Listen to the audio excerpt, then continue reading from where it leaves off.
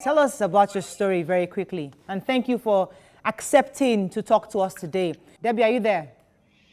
Debbie Amole. Yes, I am. Please go ahead with your story. Yes, I am. Thank you for joining us. Okay. It's my great pleasure to be on your program. Mine was as a result, as I saw it, in a low-income kind of area. And I was living in this house in which there were many people, a kind of house we can call this basement, face you kind of house. So in there we had several tenants. And then, of course, we will have this male people in the house just call me. And then I wouldn't know, this is at a very, very young age, around age 5, age 6 to 7. They'll just call me into their rooms, and then just ask me to do things like, rubbing their private parts. And then sometimes it could even go to the extent of even oral sex. I didn't even know what I was doing. I just felt, well, just told me to do this, and I just did. But what I discovered is that the experience has never left me. It kept on lingering on in my head. And as I grew up, I began knowing that it was just the wrong thing, that they were doing with me. In summary, that's my story. So I was going to ask Debbie a question. I think, was it you going to ask Debbie a question concerning if she's been able to confront the person? Debbie, you want to take that? Okay. Well, at some point when I was very young, I didn't have the effrontery to confront them because at that age, I didn't know that it was wise for me to even tell anybody about it.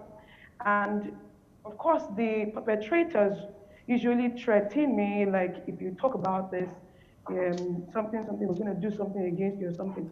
So this fear was there. But as I grew up at about age 9 to 10, at that time I was in GS1, I think I had another person in another house like that we were living in.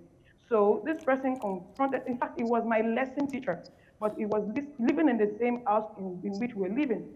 So he began making some funny moves, of which I just, at that time I was wiser, so I knew something was wrong at that point.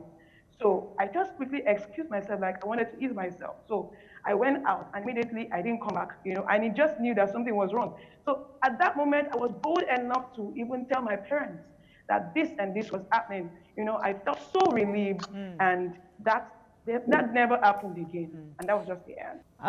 How has your experience affected your life today, your marriage, your relationships, anything you've done today? How has it affected it? Tell us about that. As I grew up, I began feeling so sorry about myself, thinking that I blamed myself for it. But as I grew up and I started, thinking about it, in fact, I blamed everybody. I blamed my parents. I felt they should have helped me. Anyway, in my mind, I couldn't confront them to blame anyway. So I was feeling not good enough. I was actually in search of being loved. I was trying to please almost everybody. But sort of the more I tried, the more it failed. And then I also discovered that I found it difficult to trust people as well. But as well, as I began healing as a result of talking about it as well, to trusted people, talking to counselors, it actually helped my healing a lot. And meeting my husband is actually a miracle for me too, because it actually showed me how love is. I actually told him everything at the beginning. So it was like, are you serious? You went through this at that young age? I mean, you have gone through a lot. You can watch Your View on TVC every Monday to Friday, 9 a.m. to 10:30 a.m. Nigerian time on DSTV channel 418, GOTV channel 27 and channel 47, StarTimes channel 121 and channel 307, Play TV channel 801 and channel 190, UHF 49, Sky channel 515 for UK viewers. Watch live on Facebook at TVC Connect and on our website tvcentertainment.tv/livestream.